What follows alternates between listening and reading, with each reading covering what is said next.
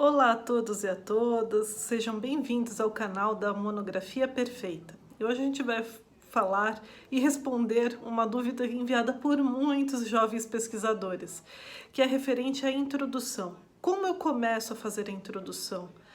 De que forma devo começar, como desenvolvê-lo, o que deve ter na introdução, quer de um artigo científico, quer de um TCC, quer de uma dissertação de mestrado ou uma tese de doutorado. Bem, a primeira coisa que eu gostaria de dizer é para você que está pensando em começar a escrever o seu artigo ou a sua monografia, o seu TCC, pela introdução. Não faça isso, está errado.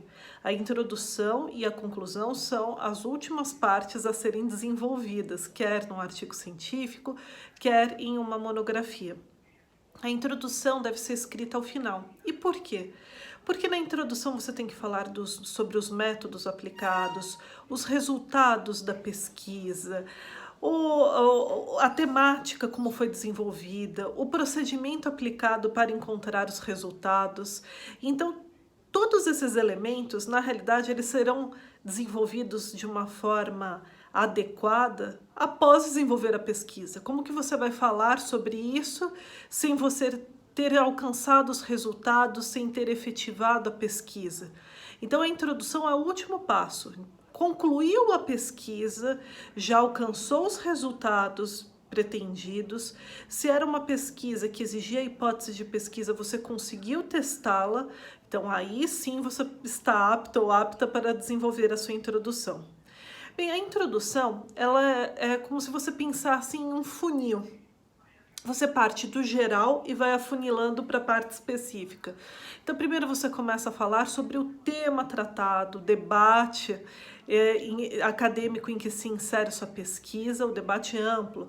Depois você vai especificando, falando o que você vai trabalhar na sua pesquisa e o que você não vai tratar na sua pesquisa e por quê.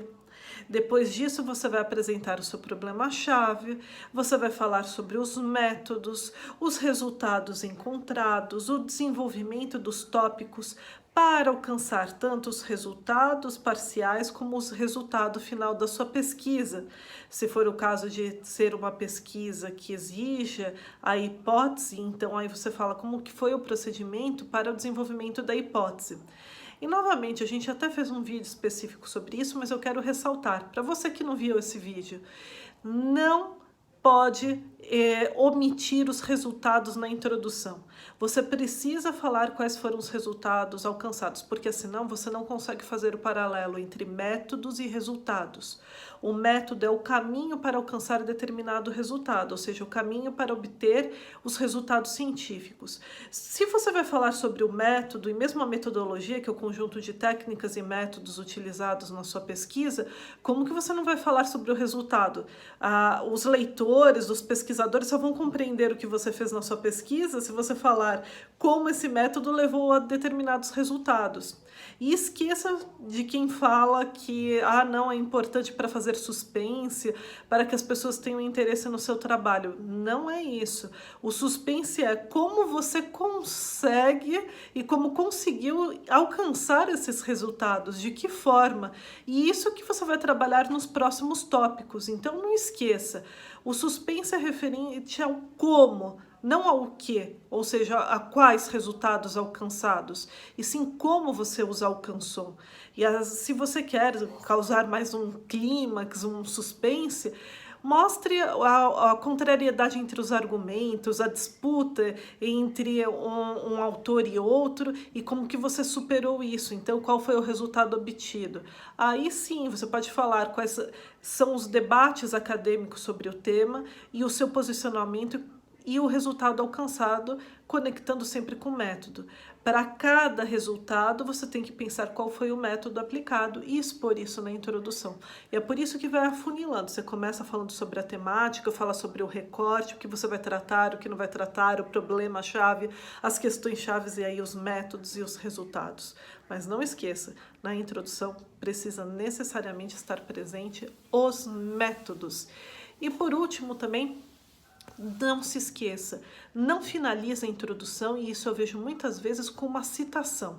Até pela própria regra da BNT, as introduções elas devem evitar ao máximo a existência de citações. A não ser que você realmente precisa fazer a referência, fazer a citação de um autor, a introdução tem que ser um texto, olha, o máximo possível a 100% seu, a sua apresentação. Né, a apresentação do seu texto.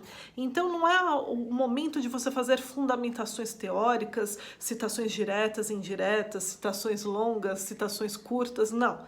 Esse momento é a sua apresentação em relação à pesquisa desenvolvida, por isso deve ter o mínimo possível de citações. Então, eu vejo muitas pessoas finalizando a introdução com uma citação. Primeiro, deve-se evitar a citação e nunca se finaliza, nem em capítulos, nem em tópicos, nem introdução, nem conclusão com citação. Tem que ser a sua palavra. Por quê? Porque o parágrafo final é o que encerra aquele tópico. Então, se você encerrar com uma citação, você não está falando como você encerrou, né? Então fica aquela situação aberta, mas tudo bem. Mas qual que é a conclusão desta introdução, da conclusão geral? Então, não se esqueça, sempre coloque as suas palavras para finalizar qualquer tópico. E na introdução, mais ainda, deve-se evitar ao máximo citações, mesmo indiretas ou, pior ainda, as diretas. Combinado? Bem, espero que todos tenham gostado. Se gostaram, como eu sempre peço, curtam, comentem, compartilhem. Para nós da Monografia Perfeita é muito importante saber a opinião de vocês e difundir cada vez mais o conhecimento científico. Então, muito obrigada e até o nosso próximo vídeo.